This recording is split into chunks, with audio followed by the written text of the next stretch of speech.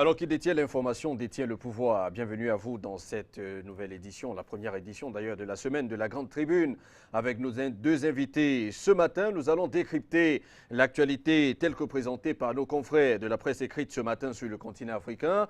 Nous sommes avec Anatole Aïssi et bien sûr Pierre-Claver Kodo, deux personnes qu'on ne présente plus sur Afrique Média et qui ont l'habitude de venir sur ce plateau pour nous aider à mieux comprendre l'actualité telle que traitée par nos confrères de la presse écrite sur le continent africain.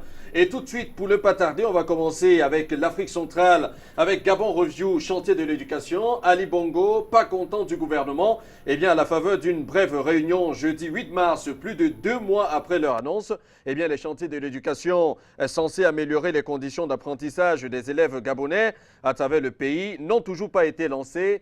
La lenteur du gouvernement est loin de ravir Ali Bongo, qui, à la faveur d'une réunion avec le Premier ministre et quelques ministres concernés, n'a pas hésité à hausser le ton et taper du poing sur la table. On reviendra sur cette information tout à l'heure. Le temps pour nous d'aller toujours au Gabon avec cette fois-ci Gabon Actu qui nous parle d'Ali Bongo qui est en Inde depuis quelques jours, quelques heures seulement, à expliquer comment le soleil va électrifier et apporter l'eau aux villageois. Eh bien, le chef de l'État gabonais, Ali Bongo Ondimba, a expliqué sur la tribune du sommet fondateur de l'Alliance solaire internationale comment le soleil va électrifier et apporter l'eau à environ 50 000 Gabonais vivant dans des zones rurales. Et selon les projets présentés par le Gabon durant ce sommet, eh bien, le Gabon vise le remplacement de 50 000 foyers lumineux classiques par des ampoules alimentées par des sources d'énergie solaire, la construction de centrales photovoltaïques dans les territoires isolés, les kits solaires en toiture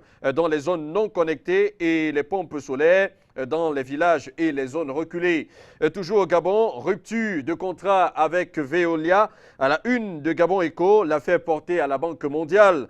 Eh bien, sommet de parti du Gabon de manière brutale. Le groupe français Veolia porte son litige avec le Gabon devant le Centre international pour le règlement des différends relatifs aux investissements, en abrégé CIRDI, un organe d'arbitrage de la Banque mondiale. Eh bien, le groupe français Veolia, détenteur de 51% de la société d'énergie et d'eau du Gabon, comme nous le dit ce journal, a porté l'affaire qui l'oppose à l'État gabonais devant le Centre international pour le règlement des différends relatifs aux investissements. Cet organe d'arbitrage de la Banque mondiale, créé en 1965, à Washington, offrant des moyens de conciliation et d'arbitrage pour régler les différends relatifs aux investissements dans le monde.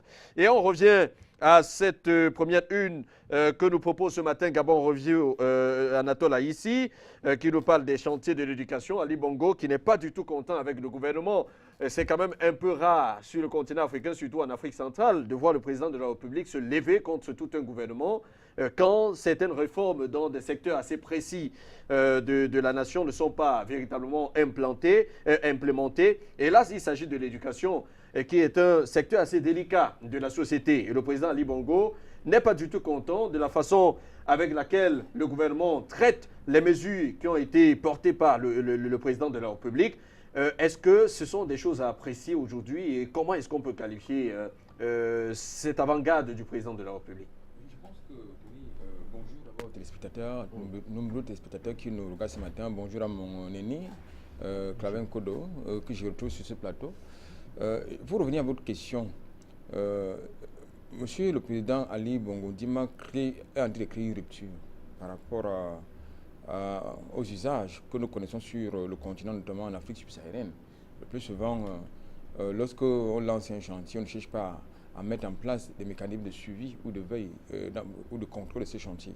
Il s'agit justement d'une rupture et ça sort un peu de l'ordinaire, c'est-à-dire un chef d'État qui contrôle personnellement, qui veille personnellement sur des chantiers, parce qu'en réalité, un chef du gouvernement a pour mission d'implémenter la politique du chef de l'État au travers de son gouvernement. Et quand ce n'est pas le cas, il est tout à fait normal, il est dans son bon droit, Monsieur le Président de la République, de taper sur les droits de Monsieur le chef du gouvernement par rapport à certains chantiers qu'il a engagés, notamment pour ce qui concerne un secteur aussi sensible que l'éducation. Je crois qu'il n'y a pas de raison que ces chantiers ne puissent pas avancer au rythme certainement qui était prévu initialement. Je crois que de ce point de vue, il a tout à fait raison, parce qu'aujourd'hui, pour aller vers l'émergence, il faut véritablement mettre un accent sur l'éducation. et il ne s'agit pas de la professionnalisation des enseignements, parce qu'aujourd'hui, il faut sortir de la théorie avant. Nous avions dans nos manuels scolaires des programmes qui n'avaient rien à voir, qui ne cadraient pas avec nos réalités sociologiques. Je crois qu'aujourd'hui, Monsieur le Président de la République mérite quand même qu'on lui fasse un chapeau bas. C'est vrai que c'est son rôle de pouvoir veiller à ce que les Gabonais, dans leur immense majorité, puissent bénéficier de tous les droits que leur confère la Constitution gabonaise. D'accord. Alors Pierre Claver Kodo, on est sur ce chantier de l'éducation. Vous allez le voir tout au long de cette grande tribune qu'on va revenir de plus en plus sur l'éducation en Afrique avec beaucoup de présidents, des chefs d'État qui s'intéressent véritablement à l'implémentation des mesures émises par l'État. Eh bien, au Gabon, le président Ali Bongo estime que le gouvernement ne fait pas grand-chose en ce qui concerne l'éducation et que les mesures qui ont été prises ne sont pas véritablement appliquées par les ministres concernés. Voilà pourquoi il a décidé de frapper du poing sur la table. Et il a mis aussi au devant de la scène le Premier ministre en lui disant que même s'il y a des ministres concernés, vous êtes là pour vigiler et savoir exactement ce que font les ministres concernés puisque vous les gouvernez un tout petit peu. Alors comment est-ce qu'on peut qualifier cet acte du président de la République du Gabon? Oui, bonjour Tony Makel, bonjour Anatole et surtout un gros bonjour aux milliers de téléspectateurs de la chaîne panafricaine Afrique Média dans le monde et au-delà, dont je me fais le plaisir de retrouver une fois de plus ce matin. Et pour revenir sur ta question, Tony Makel, je crois que l'éducation devrait être au centre des préoccupations de nos pays ou alors des dirigeants de nos pays parce qu'on ne peut pas, nous ne sommes que le reflet de ce que d'autres éducations a fait de nous, que ce soit l'éducation au sein de la famille ou alors sur le plan scolaire et universitaire.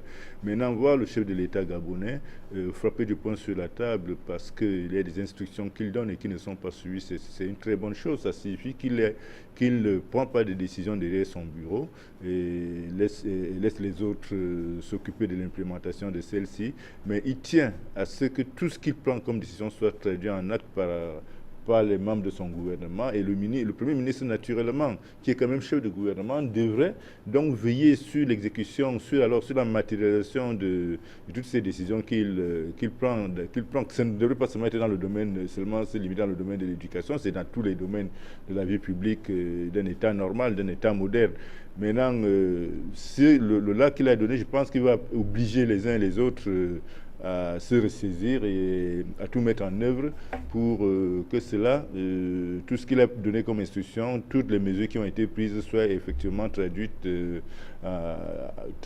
soient matérialisées dans les meilleurs délais et surtout, sachant qu'il est tient à l'œil, il y a de fortes chances que les choses bougent de ce côté-là, pour qu'enfin la jeunesse gabonaise puisse bénéficier des cadres appropriés pour son éducation.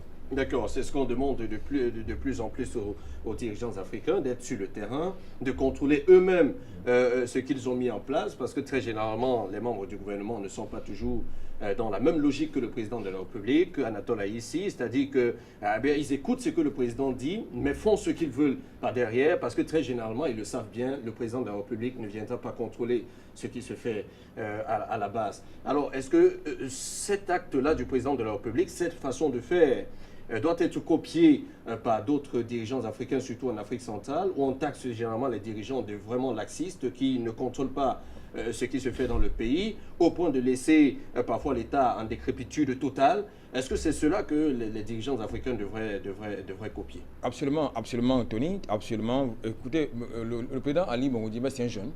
Il est venu, il a été élu sur un programme politique et il a fait des promesses qui doivent être suivies, n'est-ce pas, des faits. Il ne faut pas que ce soit des promesses fallacieuses qu'il a fait à ses concitoyens. Je crois qu'il s'agit d'un exemple qui doit être copié.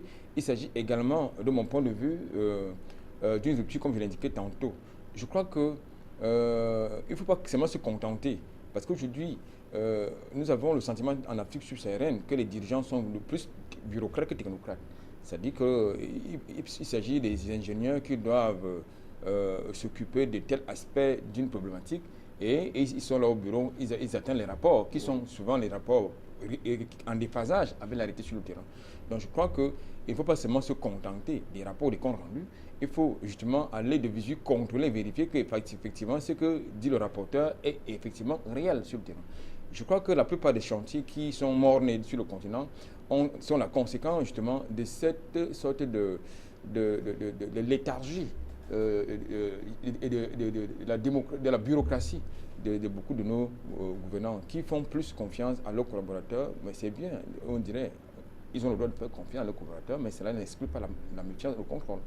D'accord. On rappelle aussi que le président Ali Bongo est bien évidemment en Inde pour ce sommet sur le solaire et il a expliqué comment le soleil ou alors le solaire va électrifier et apporter l'eau aux villageois, comme l'a noté Gabon Actu ce matin. Alors, Pierre Claver Kodo, lorsqu'on parle de solaire, de cette énergie renouvelable qui n'est pas véritablement appliquée aujourd'hui ou implémentée aujourd'hui sur le continent africain, et qu'on voit des initiatives comme celle impulsée par la France et l'Inde, parce que c'était lors du dernier sommet, bien évidemment, du climat, que ces deux pays ont émis le vœu de voir ériger ce sommet où on parlera du solaire, de l'énergie renouvelable, où on donnera la possibilité à beaucoup de pays de pouvoir en profiter, comme l'Inde le fait déjà, pour pouvoir électrifier et offrir de l'eau aux populations. Et là, on a le Gabon qui fait partie des pays aussi ensoleillés, parce qu'à côté, on a le Tchad qui est un pays très ensoleillé. On a des pays comme le Niger, le Mali et d'autres pays, même le Cameroun dans certains endroits sont des zones vraiment très ensoleillées, et qu'on ne puisse pas utiliser cette matière première que nous donne le soleil pour électrifier nos populations. Est-ce que les Africains sont véritablement conscients, en tout cas les dirigeants africains aujourd'hui sont véritablement conscients de la manne qu'est le soleil ou le solaire pour eux, pour électrifier leur population? Oui, Tony, là, vous êtes en train de relever un paradoxe assez criard qui va même au-delà de la problématique que vous posez, qui touche même les programmes d'éducation en vigueur dans nos pays, parce qu'on ne comprend pas que selon certaines enquêtes menées par des experts, que l'Afrique soit l'un des continents les plus ensoleillés, mais que l'Afrique soit également le continent là où il n'existe aucun projet, aucun programme visant à former les jeunes Africains sur l'appropriation des techniques d'électrification à partir de l'énergie solaire, une énergie qui est d'ailleurs gratuite et qui ne coûte, et c'est la moins onéreuse. Contrairement aux barrages hydroélectriques et centrales nucléaires. Maintenant, si le Gabon a opté, le président Ali Bongo a opté pour éclairer les 50 000 ménages gabonais avec de l'énergie solaire, c'est une très très bonne nouvelle. Maintenant, au-delà du fait que certainement le matériel viendra de l'Inde, sera fabriqué en Inde, mais je crois qu'il est temps pour les pays africains de revisiter leurs programmes d'éducation pour les adapter à nos véritables soucis de développement. Par exemple, créer des centres de formation ou des universités qui auront des filières, qui formeront sur les énergies renouvelables. Et cela nous permettra de disposer d'une main-d'œuvre non seulement qualifiée, mais également une main-d'œuvre capable d'entretenir, d'assurer la maintenance de cette infrastructure. Parce que ce n'est pas chaque fois, et même de fabriquer, parce que l'énergie solaire, c'est quoi? C'est des plaques photovoltaïques qui sont fabriquées, semble-t-il, à partir du sable. Il y a du sable partout en Afrique. Il suffit de maîtriser la technique de fabrication pour en disposer. Donc, je voulais quand même dire que c'est une bonne initiative, que cela parte du président Ali Bongo d'avoir opté pour cette démarche-là, qui naturellement est moins onéreuse et très très facile, selon certains experts, très très facile à entretenir. D'accord, très très facile à entretenir. Anatole, ici, sur le continent africain, on sait qu'il y a des écoles qui forment sur les énergies renouvelables, mais ces écoles sont très généralement reléguées au second plan. Ça veut dire que l'État n'y met pas absolument des moyens. On a des pays comme le Tchad, le Cameroun et bien sûr le Mali, où on a pu remarquer quelques écoles qui aident déjà des étudiants, bien évidemment, à se lancer dans ce type de formation professionnelle sur les énergies renouvelables. Mais très souvent, lorsque ceux-là sortent de l'école professionnelle, eh bien, ils n'ont pas véritablement de place parce que le gouvernement ne leur accorde pas véritablement de la place pour mettre en œuvre ce qu'ils ont appris à l'école. Comment donc amener les États à sentir, à ressentir véritablement le besoin d'avoir une formation assez qualitative sur les énergies renouvelables et à faire en sorte que ces formations-là soient même une priorité dans une nation? Mais il s'agit fondamentalement d'un problème de politique de développement. Et vous savez qu'une véritable politique de développement, ça passe par une formation adéquate, bien orientée vers ce que j'appelais tantôt la professionnalisation des enseignements. Ça veut dire qu'il faut que lorsque l'élève ou l'étudiant quitte les bancs ou l'amphithéâtre, il faut qu'il puisse être opérationnel et compétitif sur le marché de l'emploi. Il ne faut pas qu'il puisse se retrouver sur la paille. Je crois que pour revenir à votre problématique, je voudrais dire que l'avantage avec le projet quand on voit expérimenter le Gabon à travers cette annonce qui a été faite par le président gabonais, il s'agit davantage de la diversification des sources d'énergie. Parce qu'aujourd'hui, la plupart des pays africains utilisent l'énergie hydroélectrique. Or, il y a d'autres énergies qui peuvent être, qu'on appelle les énergies propres. Je pense que c'est une initiative qui permet également de pouvoir régler le problème des populations qui sont dans les zones très reculées. Vous savez que lorsqu'on produit de l'énergie, et pour la transporter, parfois il y a des pertes.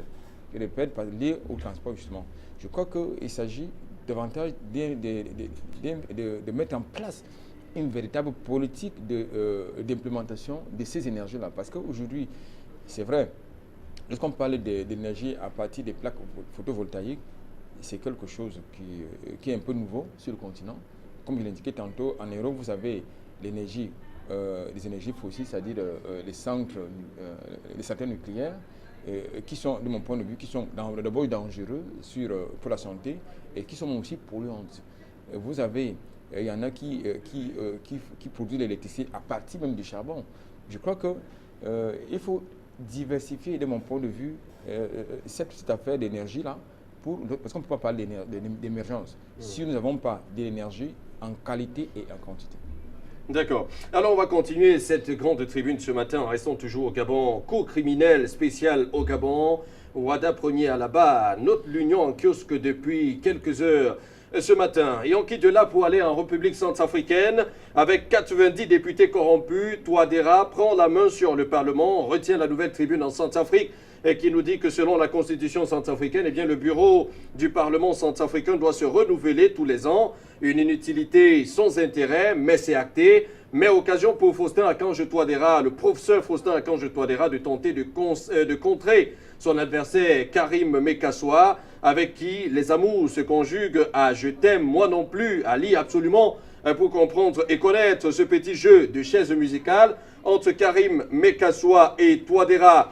Avec Corbeau News, toujours en Centrafrique ce matin, les signes avant-coureurs d'un naufrage politiquement démocratique. Eh bien, le journal nous apprend que la longue crise centrafricaine a connu un épilogue vertueux avec l'organisation des élections couplées sur l'ensemble du territoire national, malgré l'occupation d'une bonne partie du territoire par les groupes armés non conventionnels. Eh bien, le journal ajoute qu'un président, le peuple souverain a tranché et la démocratie a triomphé. Un président démocratiquement élu a prêté serment sous le slogan de rupture. L'espoir se profilait en filigrane. Avec le soutien de la communauté internationale, la normalisation a repris son cours avec la mise en place des institutions prévues par la Constitution du 30 mars 2016, animée par l'intérêt, bien sûr, l'intérêt supérieur de la nation. Les opposants politiques se sont prêtés au jeu démocratique en participant de façon collégiale avec le gouvernement à la table ronde de Bruxelles pour attirer l'attention des investisseurs et les partenaires au développement sur le sort de la Centrafrique agonisante. Comparativement à la période transitoire, eh bien, la crise s'est amplifiée, selon ce que nous dit le journal, au point que la Centrafrique n'attire plus personne et le peuple a cessé de rêver. Le seuil de tolérance a été franchi. Le pays s'effondre s'effondre. Comment en est-on arrivé? Le journal nous pose la question. Pourquoi le pays a connu une déconfiture aussi accélérée? Ce sont des questions que pose ce journal. Anatole, ici, est-ce qu'on peut penser qu'en Centrafrique aujourd'hui il y a une déconfiture? Est-ce que ce n'est pas de la mauvaise foi que de dire que le président Faustin Archange Touadéra, qui est arrivé au pouvoir il y a quelques années aujourd'hui, n'a pas véritablement réussi à apaiser les différents groupes rebelles ou à apaiser les populations, quand on sait que du côté de Bangui actuellement, c'est presque la joie, quelque peu. Mais écoutez, je note dans l'article de notre confrère qu'il y a plus de questionnements que de réponses. Moi, je crois que le journaliste devrait faire les deux à la fois. Vous posez des questions, vous apportez des réponses. Mais de mon point de vue, je pense qu'avec... Mais il précise quand même que comparativement à la période transitoire, eh bien, la crise, selon ce journal, s'est amplifiée au point que la Centrafrique n'attire plus personne et le pays s'effondre. Bon, écoutez, je ne sais pas dans quelles conditions est-ce que monsieur le professeur Archange Touadéra a trouvé la Centrafrique. Il a trouvé un pays qui était divisé, qui était pratiquement à terre, qui n'existait plus. La Centrafrique, c'est un pays qu'il faut reconstruire. Donc c'est un pays qui est dirigé, quand M. Archange Touadéra arrive aux affaires, c'est un pays qui est géré, dirigé, si vous voulez, par des bandes armées. Je crois qu'aujourd'hui, il est en train de faire des efforts. De mon point de vue, c'est ma lecture, qui peut être contestée. Je pense que le président Archange Touadéra est en train de faire des efforts. Il multiplie des voyages à l'extérieur pour rechercher des financements. Et pouvoir convaincre les investisseurs étrangers que la Centrafrique, c'est un pays qui peut être intéressant pour faire du business. Mais si ce sont ses compatriotes qui se mettent à faire ce genre de prose, je trouve cela un peu anti-patriotique. Moi, je crois qu'il faut lui laisser le temps à monsieur le président Archange Touadéra et lui permettre justement de mettre en place d'implémenter, je veux dire, le projet politique qu'il a promis, qui lui a permis d'être élu par les Centrafricains. Je crois qu'il ne faut pas aller trop vite en besoin. Il ne faut pas aller trop vite en besoin. La Centrafrique, comme je le disais tantôt, c'est un pays qui doit être reconstruit. D'abord, sur le plan sécuritaire. La Centrafrique, c'est un pays qui n'a pratiquement pas une armée. C'est un pays qui est dirigé par des groupes, des bandes armées. C'est un pays vaste. Le premier défi est sécurité. Le second défi est bien évidemment économique. Je crois que pour aller au défi économique, si vous n'avez pas la sécurité, vous n'avez pas la paix, ce n'est pas possible d'atteindre ces objectifs. Le troisième défi étant démocratique. Je crois qu'aujourd'hui, s'il est en train de mettre en place les institutions prévues par la Constitution de 2016, je crois qu'il y a des avancées. Là, je note également qu'il y a l'une des titraires de nos confrères qui parle de 90 députés qui sont corrompus. Ça veut donc dire que ce n'est pas M. Archange Touadéra qui est en train de poser des actes de malgouvernance au niveau de la Chambre basse du Parlement. Je crois qu'il s'agit beaucoup plus d'un chantier qui n'intéresse pas seulement M. le Président en tant que chef de l'État. C'est un chantier qui doit, je parle des chantiers de reconstruction de la Centrafrique, c'est un chantier qui doit impliquer tous les Centrafricains. D'accord. De l'intérieur comme ceux de l'extérieur. Comme ceux de l'extérieur. Alors, Pierre Claver Kodo, on est sur cette actualité-là. Est-ce que vous pensez que dans des moments comme ceux-là, des moments que vit bien évidemment la République centrafricaine, on devrait y avoir des articles comme celui que nous venons de lire tout à l'heure? Voilà. Est-ce qu'on doit avoir ce genre d'article de Corbeau News qui peint en noir ce que fait le président de la République centrafricaine, alors qu'on sait qu'il est venu dans un pays, comme le disait Anatole Aïssi tout à l'heure, un pays vraiment divisé. Il a réussi à faire ce qu'il a pu faire au jour d'aujourd'hui. On attend certainement qu'il y a des guerres, des violences par-ci par-là, mais ça n'a plus quand même la même ampleur qu'avant. Comment est-ce qu'on peut qualifier ce genre d'article? Est-ce que c'est important d'avoir ce genre d'article pendant ces moments? Je crois que nos confrères de Corbeau News ont adossé leur analyse sur des faits et ils vivent sur place en Centrafrique, que je le sache. Et s'ils ont orienté celle-ci dans le sens de peindre l'environnement centrafricain en noir, ils ont leur raison. Maintenant, ce que moi je voudrais dire, c'est que à l'observation, on constate que les pays africains de l'espace francophone sont pratiquement ingouvernables. Tous les pays de l'espace francophone ont les mêmes problèmes. L'insécurité, les bandes armées, des rébellions, bref, on vit pratiquement sous le joug de la théorie du diable avec des chaos qui surgissent à gauche, à droite et qui permettent à certains de tirer les marrons, de tirer profit, de tirer les marrons du feu.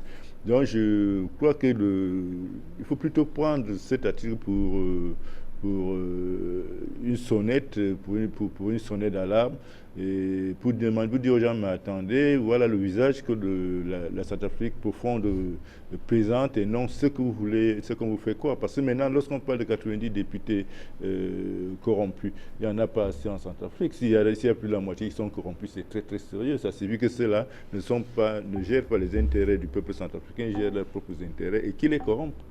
Et qui les corrompent pour quelles raisons. Donc je crois que il faudrait qu'on essaie de s'attarder un peu sur le cas de la Centrafrique pour comprendre que ce n'est pas une fatalité.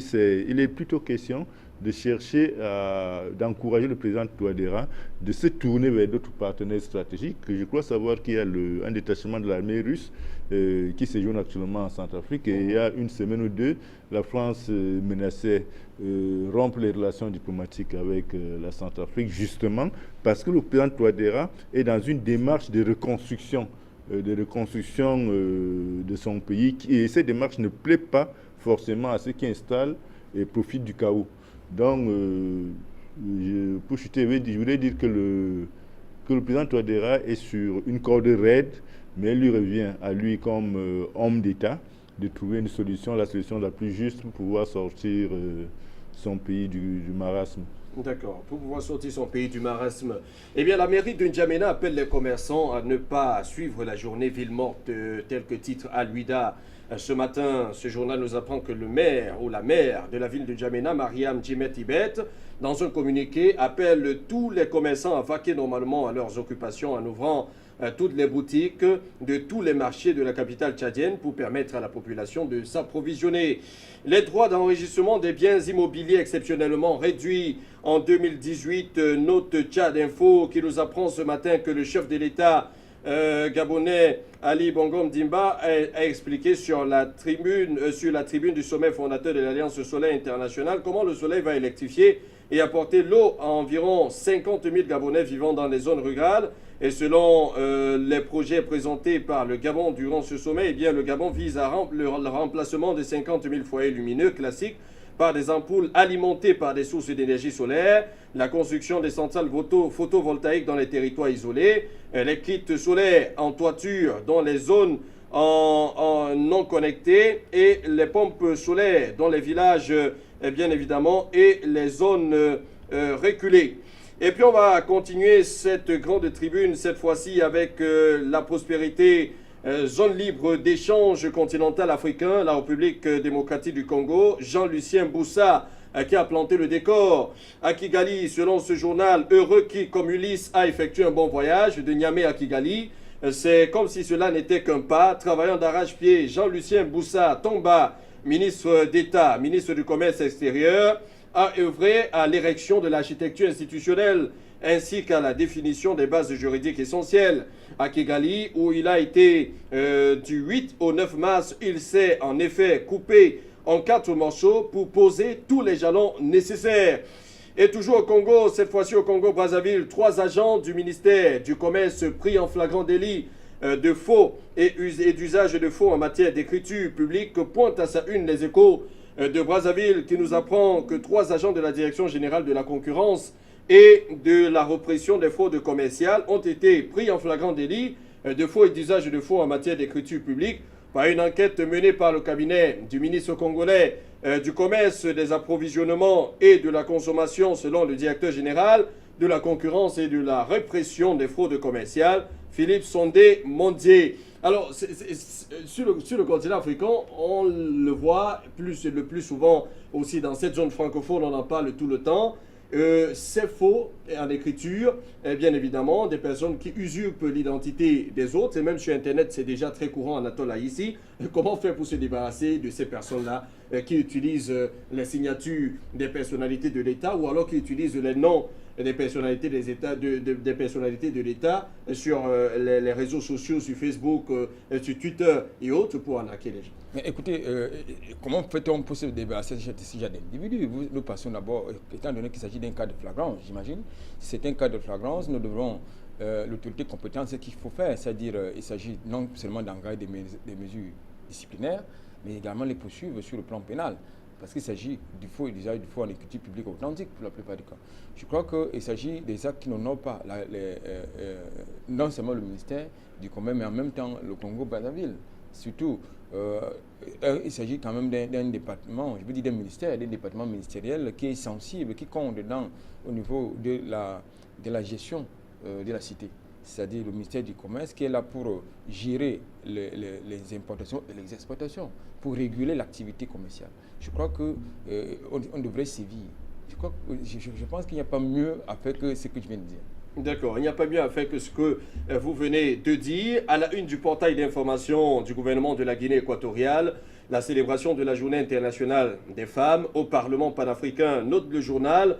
Le jeudi 8 mars, le Parlement panafricain a commémoré la Journée internationale des femmes au siège de cette institution dans la ville de Midlands, République d'Afrique du Sud, où se sont rendus un groupe de femmes employées de la délégation diplomatique équato-guinéenne en Afrique du Sud, dirigée par la conseillère de l'ambassade à Pretoria, Balbina Chamamvo. Alors, Pierre Claver-Kodo, comment est-ce que vous avez vécu cette journée internationale de la femme? Est-ce que vous avez estimé que les femmes ont véritablement porté leurs problèmes au devant de la scène, plutôt que de fêter, comme c'est généralement le cas? On le dit souvent trivialement sur le continent africain et en Afrique francophone surtout, soulever les robes, pour ne pas dire soulever les cabas. Comment est-ce que vous l'avez vécu, vous? Non, moi je crois que cette fois-ci, les femmes ont fait preuve d'un peu plus de responsabilité parce qu'il y a eu dans certaines organisations féminines et dans certaines entreprises également des séminaires visant à sensibiliser les employés du genre féminin sur les enjeux, sur leurs devoirs, sur leurs responsabilités. En s'inspirant du thème du thème officiel qui était celle de cette journée, de cette 33e édition. Maintenant, parlant de soulever le cabas, moi j'ai entendu des femmes dire qu'elles pouvaient soulever le cabas, qu'à ceux qui avaient payé le cabas. C'était déjà une marque de discipline parce qu'auparavant elles soulevaient le cabas même à ceux qui n'avaient pas payé ce cabas-là. Bon, désormais donc elles ont décidé de soulever le cabas rien qu'à ceux qui ont payer le cabas. Ça signifie simplement qu'elles ont décidé de se discipliner et d'éviter les dérives dont on était habitué. Ça ne signifie pas qu'il n'y a pas eu de dérives, parce qu'il y en a eu. On a affaire à une société dynamique, donc il y en a eu. Mais les médias n'en ont pas fait écho. Les médias n'en ont pas fait écho parce qu'il n'y en a pas eu certainement à l'excès comme les années antérieures. Est-ce que les femmes désormais ont pris conscience de leur rôle dans la société? Je crois que c'est un processus qui dure depuis plusieurs années et qui est en cours, et à terme on espère que les femmes trouveront leur voie et leur place au sein de cette société qui a naturellement besoin d'elles pour sa construction. D'accord, on va entrer directement au Cameroun avec d'abord Cameroun Tribune, amélioration du climat des affaires au Cameroun avec le quotidien gouvernemental à capitaux publics camerounais. Cameroun Tribune, les PME en priorité, c'est le titre que vous pouvez voir à l'écran. Le journal nous apprend que la 9e édition du Business Forum s'ouvre ce jour à Douala. Les travaux placés sous la présidence du Premier ministre chef du gouvernement Philémon Yan en poussant d'intérêt, financement des petites et moyennes entreprises et développement du tissu industriel. Et d'autres journaux sont aussi en kiosque ce matin au Cameroun. Défis actuels, par exemple, qui parle à sa une de finances économie. Les grands défis, poursuivre la diversification de l'économie, élaborer les grands projets de seconde génération, renforcer l'appui au secteur privé, réduire le déficit budgétaire, poursuivre la mise en œuvre des accords avec le FMI, le Fonds monétaire international, assainir le secteur des microfinances, renforcer la performance des entreprises publiques. Alors, nous sommes au Cameroun, Anatole, là, ici. Quand on parle de renforcer les performances des entreprises publiques et quand on parle aussi des petites et moyennes entreprises, on se souvient que le gouvernement camerounais a mis sur pied un programme national de remise à niveau des entreprises qui aujourd'hui ne connaît pas véritablement un aboutissement, on ne connaît pas exactement les angles sur lesquels cette société mise sur pied par l'État camerounais est en train de plancher. On avait parlé de 600 entreprises qui devaient connaître cette remise à niveau, mais aujourd'hui on n'en parle véritablement plus. Est-ce que vous pensez qu'à ce forum, ce business forum qui commence aujourd'hui dans la capitale économique du Cameroun, voilà, eh bien les choses seront dites. On aura peut-être Chantal Elomba de cette entreprise de remise à niveau des entreprises. On aura aussi le ministre Lupaul Motazé ainsi que le ministre des Finances Alamine Ousmane Bey. Qu'est-ce qu'on peut tirer d'un forum comme celui-là? Mais écoutez, le Cameroun Business Forum, il s'agissait quoi? Il me semble qu'il s'agit juste d'une plateforme de causerie qui n'aboutisse à rien. D'un côté, vous avez le patronat, notamment du JICAM, qui se plaint tout le temps que le gouvernement met en place des politiques de développement économique sans l'associer, sans prendre en compte leurs idérateurs, leurs problèmes. Je crois que ça, c'est le premier faux pas de cette affaire-là. Le second faux pas, c'est que lorsqu'on vous parlez de programme économique, vous devez intégrer la démographie. Le dernier recensement démographique du Cameroun, ça date de quand? Est-ce que les chiffres de ce recensement n'ont jamais été rendus officiels? C'est pour qu'un programme économique soit efficient et efficace, il faut intégrer la statistique. Est-ce que la direction nationale de la statistique fait véritablement son travail? Est-ce qu'elle a les moyens de faire véritablement son travail? Si oui, est-ce que les rapports que cette direction-là fait et propose au gouvernement sont pris en compte?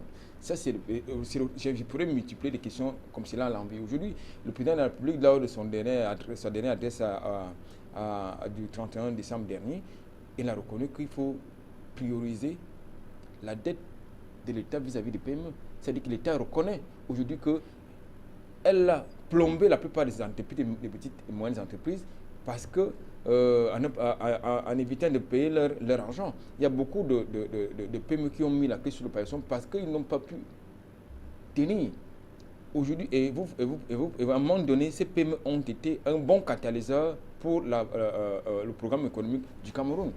Parce que, il faut le dire, il faut donc d'abord qu'on commence par payer, par mettre en musique les promesses présidentielles faites le 31 décembre dernier à l'endroit des PME camerounaises. Il a été évoqué également la création d'une banque de PME camerounaises. Je ne sais pas si ça fonctionne toujours, si ça existe, à quoi ça sert. J'ai envie de multiplier comme ça des exemples qui, de mon point de vue, n'aboutissent à rien. Aujourd'hui, qu'est-ce qu'il faut faire? Je pense que pour aller sur des bases sérieuses, il faut d'abord mettre en place les questions de gouvernance. Parce qu'aujourd'hui, le Cameroun constitue un risque majeur en matière d'insécurité juridique pour les investisseurs. Nous avons ce problème-là. Il faut encadrer les entreprises, les investisseurs. Quand il y a de l'insécurité juridique, ça décourage les investisseurs. Deuxième chose, lorsqu'en interne, si vous voulez parler de développement économique, on doit prendre en compte les statistiques.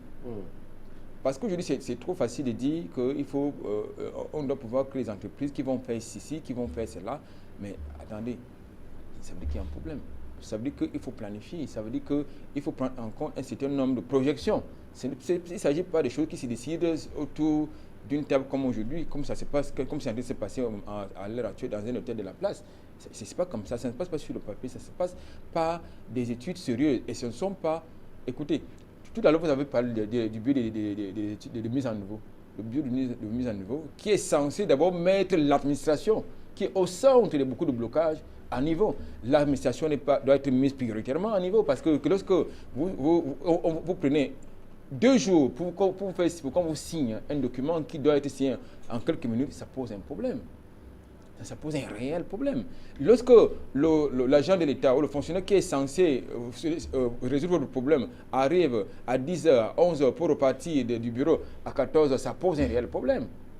Moi, je pense que je me dis qu'il faut mettre peut-être des choses à plat pour qu'on redevienne un peu sérieux dans ce que nous voulons faire. D'accord. Alors, Pierre Claver Kodo, un des acteurs de cette amélioration du climat des affaires au Cameroun, bien évidemment, dans sa posture de ministre des Finances aujourd'hui, et l'autre dans sa posture de ministre de l'économie, c'est-à-dire Alamine Ousmane Mey et bien sûr Lupaul Motazé. Lupaul Motazé, d'ailleurs, dans votre journal Horizon Nouveau que vous présentez comme l'artisan de l'émergence en 2035, est-ce que lui, il aura, en tout cas Alamine Ousmane Mey et lui formeront un vrai binôme qui donneront la possibilité aux petites et moyennes entreprises qui sont en fait, même si on ne le dit pas souvent, quelques vitrines du pays parce qu'ils font vivre des personnes il donne du travail à des gens. Mais pourquoi est-ce que le gouvernement camerounais aujourd'hui en est toujours à parler d'amélioration du climat des affaires? Toutes les années, on n'a pas de vrais résultats. Les PME se plaignent constamment du manque d'assistance véritable de l'État. On parle du Bureau national de mise à niveau qui est né et qui a parlé de 600 entreprises qui seront remises à niveau, de beaucoup d'autres entreprises qui vont entrer dans le jeu. On a même donné une conférence, un séminaire de plusieurs jours à l'hôtel Sawa à Douala, c'était en 2014. Mais puis on n'en parle plus véritablement. Qu'est-ce qu'il faut faire véritablement pour donner à ces entreprises la possibilité d'être compétitifs sur le marché? Oui, je crois qu'il faut relever que les deux, vous avez parlé des deux binômes, Alamine Ousmane et Louis-Paul Motazé, qui ont, à la faveur du dernier réaménagement, qui ont simplement fait une espèce de permutation. L'un a remplacé l'autre à son précédent poste.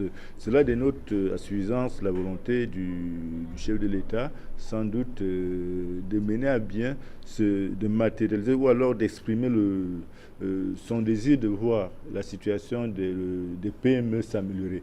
Il me souvient d'ailleurs, à la suite d'une visite de travail à laquelle j'étais associé, de suivre les propos de Louis-Paul Motazé à l'époque, il y a quelques semaines. Il déclarait que la priorité actuellement, c'est le règlement de la dette vis-à-vis des PME et que les ressources mises à la disposition du Cameroun par le FMI il n'y a pas longtemps sont destinées à régler ces dettes-là. Parce que lui, il croit que si, comme disait tantôt Anatole, si on liquide la dette intérieure de ces PME, ça permettra à l'économie de repartir parce que l'argent sera remis dans le circuit et puis les PME retrouveront leur vitalité et pourront passer de l'étape 1 à l'étape 2, c'est-à-dire celle qui était déjà avec un certain niveau, une certaine audience, pourrait améliorer et étendre et s'étendre sur d'autres marchés qui d'ailleurs sont existants mais qui malheureusement sont inexplorés. Bon, pour dire que aujourd'hui, le climat des affaires peut être amélioré. Il ne peut être amélioré que sans doute que si jamais les PME jouent leur rôle à fond, le rôle qui est le leur. Et il faut aussi retenir que aujourd'hui, l'État s'engage davantage à soutenir les PME, PMI, parce que on est dans un système où la plupart des établissements bancaires de premier ordre sont des multinationales qui sont venues faire du bénéfice et qui ne sont, malgré leur surliquidité, ne sont pas prêtes à accorder des crédits à ces PME. C'est là où l'État, je crois que l'État en est, je ne suis pas membre du gouvernement, mais je m'inspire de ce que j'ai suivi lors de la visite de l'ancien ministre de l'économie, et l'État est résolument décidé à essayer de contourner ces difficultés en mettant la main à la pâte, en tout réorganisant afin que les PME retrouvent leur équilibre financier. C'est la raison pour laquelle d'ailleurs c'est une priorité que c'est aujourd'hui une priorité pour l'État de payer toute la dette interne, surtout celle des PME. D'accord. Et là, défis actuels, comme je le disais tout à l'heure, présentent donc ces deux figures, Louis-Paul Motazé, Alamine Ousmane, mais les grands défis. On verra bien ce que ça va donner, ce changement tout simplement de portefeuille. Eh bien, Ecomatin est aussi en kiosque ce matin. APE, Cameroun, Union européenne. Toujours pas de baisse de prix sur les produits européens au Cameroun. Des défis de la mutation de la CCA en banque. C'est un autre titre, un petit titre à lire à la une de ce journal. Et puis, on est avec Essingan ce matin qui nous parle de gouvernance publique, ces empoignades entre les frères du président de la République. Et là, on a quelques visages qu'on peut tout simplement noter. Edgar Alain Mebengo. On a aussi là Mekulu Mvondo de la CNPS. On a bien évidemment l'actuel ministre du Travail, Grégoire Owona, et d'autres personnalités que vous verrez bien sûr à la une de ce journal, tels que Martin Beliga Eboutou aussi, qui est bien positionné sur la une de ce journal. Eh bien, le journal estime qu'il y a des empoignades entre les frères du président de la République. On revient sur cette une tout à l'heure. Le temps pour nous de parcourir ces journaux camerounais qui sont en kiosque ce matin.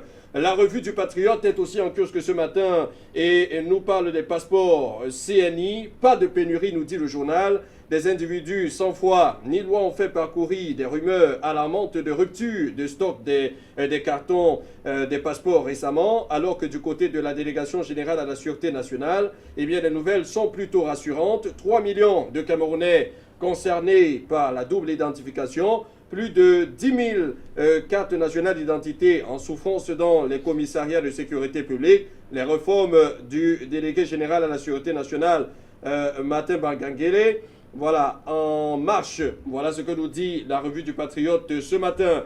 Et puis on continue avec la voix du centre qui parle des églises de réveil à sa une ce matin entre business et évangélisation. C'est devenu un véritable business au Cameroun lorsqu'on parle des églises de réveil. Eh bien, la prédication de ces artisans au cours des cultes se situe entre les deux mondes, c'est-à-dire entre le business et l'évangélisation. On nous apprend même du côté du Cameroun que 2 d'entre eux auraient fui le Cameroun et se retrouvent actuellement soit du côté des États-Unis, soit du côté de la France. L'histoire nous en dira un tout petit peu plus long sur ces informations. Le financier d'Afrique est aussi en kiosque ce matin. Tout cycliste, l'image du Cameroun ternie pour 400 millions de francs CFA.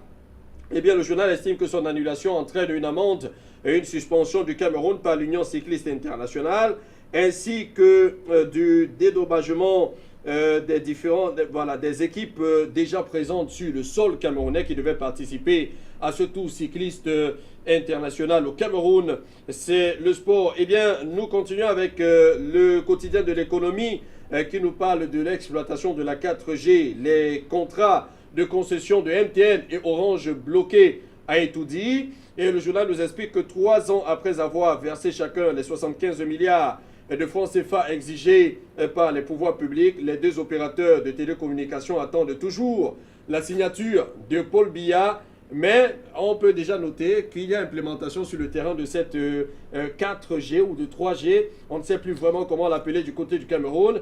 Eh bien, Nord-Sud est aussi en kiosque ce matin. C'est avec ce journal que nous allons clôturer en ce qui concerne le Cameroun. Nord-Sud Info qui parle d'insécurité à Touboro. Célestin Yandal, j'appelle le chef de l'État à la rescousse. Eh bien, confronté à une insécurité galopante, le jeune maire de Touboro appelle à une implication personnelle du chef de l'État pour davantage protéger les dynamiques populations de son arrondissement, en proie à des coupeurs de route et kidnappeurs de tous bords, des complicités internes pointées du doigt par le maire de Touboro. Voilà, il faut découvrir dans cette édition les riches potentialités de Touboro ainsi que les revendications du maire de Touboro ce matin. Alors revenons, Pierre Claver-Kodo, à quelque chose qui nous intéresse véritablement dans ce journal.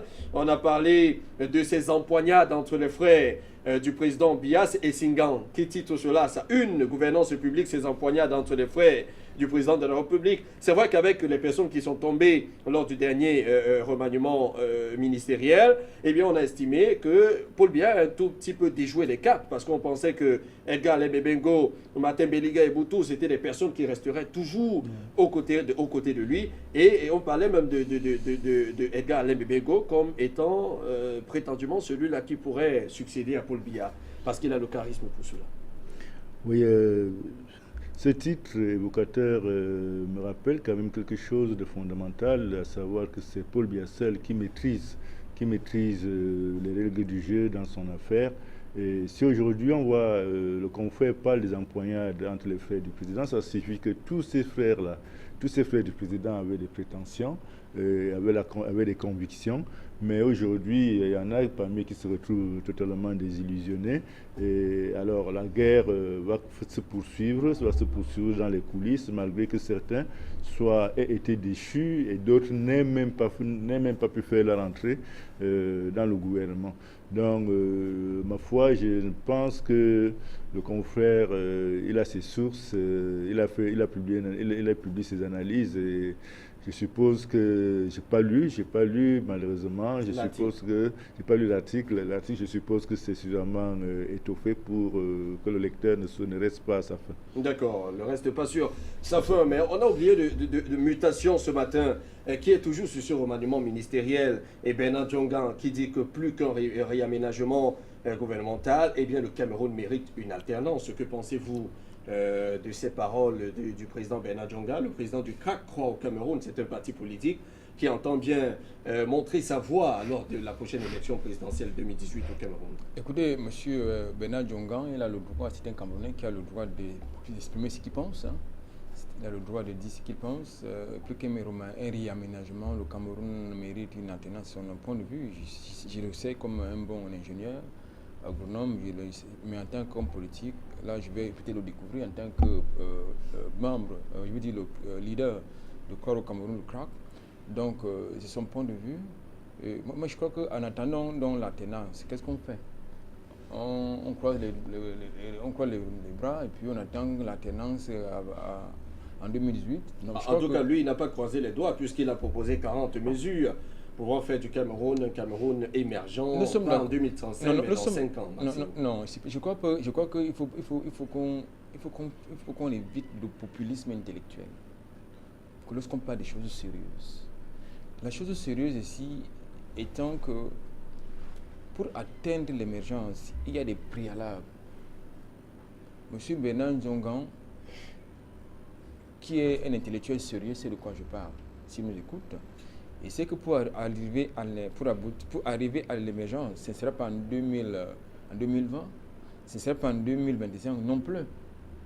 J'ai même des doutes que ce soit à l'horizon 2035. Mais pourquoi est-ce que ce n'est pas possible? C'est pas possible parce que... un pays en 10 ans. C'est pas possible parce que... Pourquoi en 2035, en 2025, ce ne serait pas possible? Il faut d'abord qu'on commence à avoir les routes normales, qu'on commence à adopter les attitudes de civisme, c'est-à-dire que quand vous marchez en route, lorsque vous mangez votre doigt de banane, vous laissez, vous lancez, vous jetez la peau dans une poubelle et non dans la rue.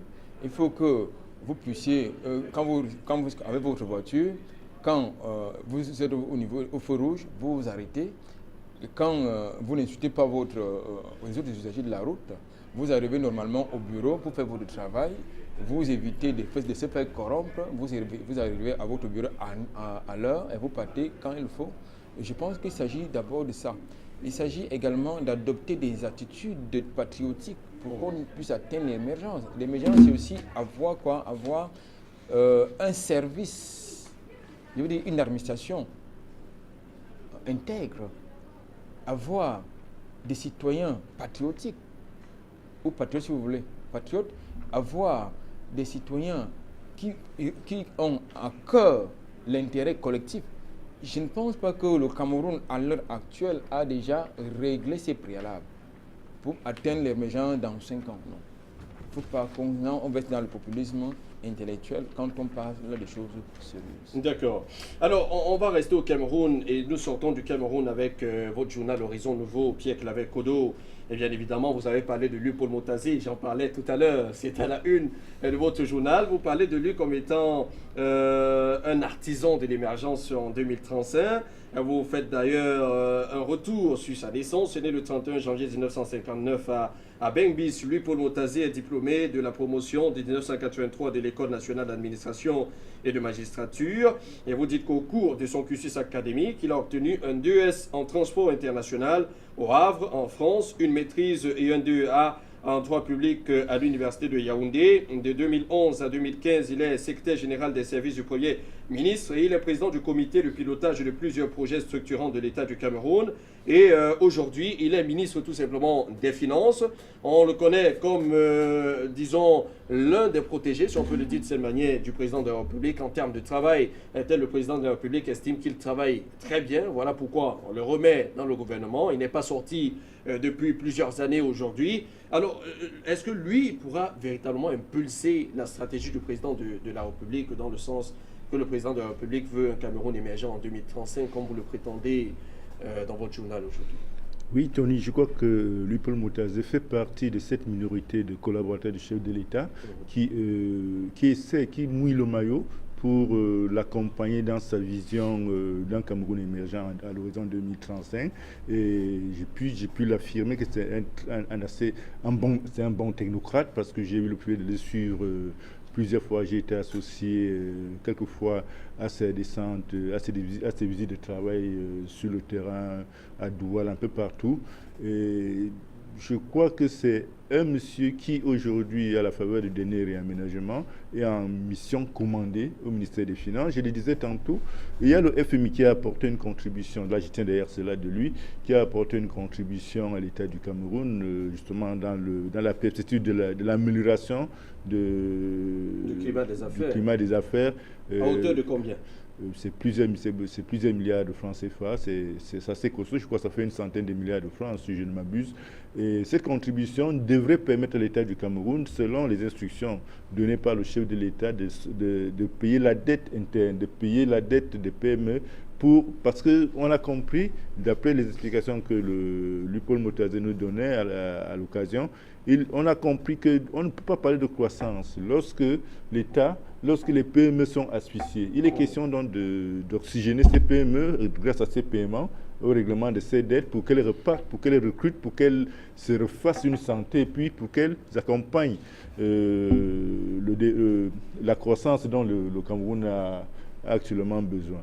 Je crois que ses premières actions au niveau du ministère des Finances serait de traduire en acte cette volonté du chef de l'État de voir les PME rester au centre du jeu économique dans notre pays et de constituer d'ailleurs la base fondamentale même de la croissance pour notre économie. Donc je pense que là il a sa place au ministère des Finances, comme il était d'ailleurs au ministère de l'Économie. C'est quelqu'un qui fait preuve d'une certaine fidélité au sein du gouvernement et d'une constance dans sa démarche, parce que pour l'avoir suivi, je crois qu'il nous réserve aux PME et à l'économie camerounaise et aux finances camerounaises bien des choses dans un proche avenir. Dans un proche avenir. Avec Lusaka Time ce matin, l'inspecteur général met en garde contre le port des tenues semblables à celles du personnel militaire. Eh bien, le journal nous apprend que le service de police zambien avertit les partis politiques de ne pas porter des tenues similaires à celles du personnel militaire.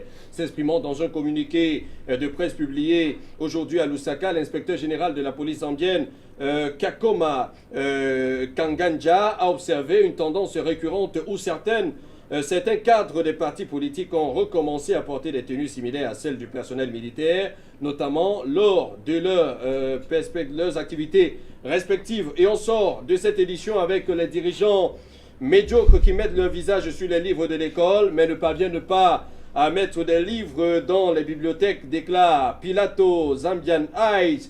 Eh bien, le célèbre chanteur Shama Fumba Aka Pilato, qui a été contraint de fuir le pays après avoir publié la chanson à succès Kozwe Moponto, a eu son avis sur la condamnation actuelle de l'érection de panneaux d'affichage. Eh bien, Pilato écrit ceci, que les grands hommes ne lèvent pas de panneaux d'affichage pour eux-mêmes, ils élèvent de grands hommes et des femmes. C'est triste parce que le vide dans l'esprit ne peut pas être compensé par un grand panneau d'affichage.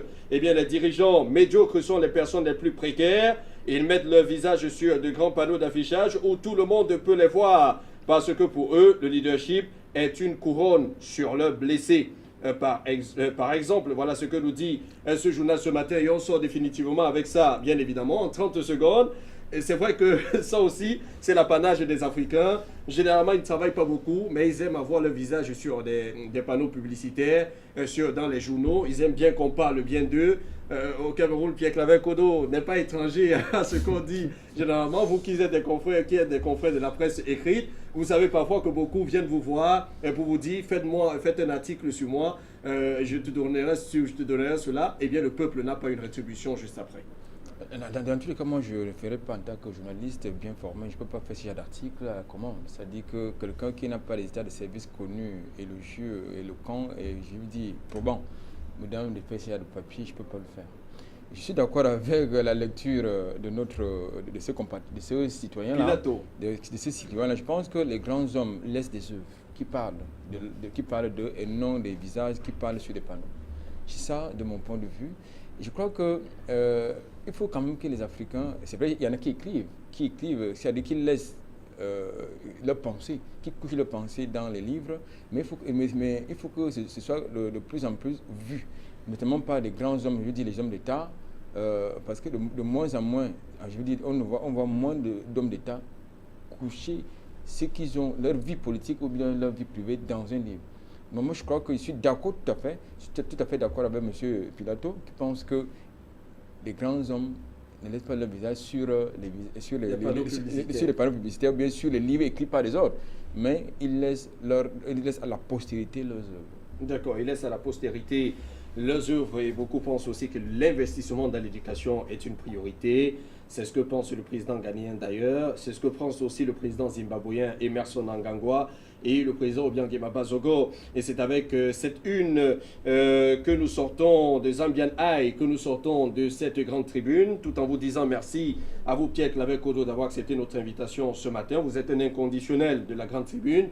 Merci aussi à vous Anatole Aïssi, parce que vous ne manquez aucune occasion pour vous retrouver sur ce plateau pour aider les téléspectateurs à mieux comprendre comment est-ce que les confrères traitent les informations dans la presse écrite sur le continent africain. Et nous remercions aussi monsieur Guy Libité, Jean-Georges, qui est commissaire principal du 9e arrondissement, c'est à Douala au Cameroun, et qui est un habitué de cette émission Grande Tribune, autant qu'il nous dit qu'il est un habitué des émissions d'Afrique Média. Il en est d'ailleurs un fan, parce qu'il estime qu'on parle souvent très bien des corps armés sur la chaîne de télévision panafricaine. C'est aussi notre devoir de protéger cette armée-là qui se bat au front pour sortir l'Afrique de ces djihadistes qui gangrènent le continent. Merci à vous de nous avoir suivis. Restez en compagnie des programmes d'Afrique Média qui se poursuivent.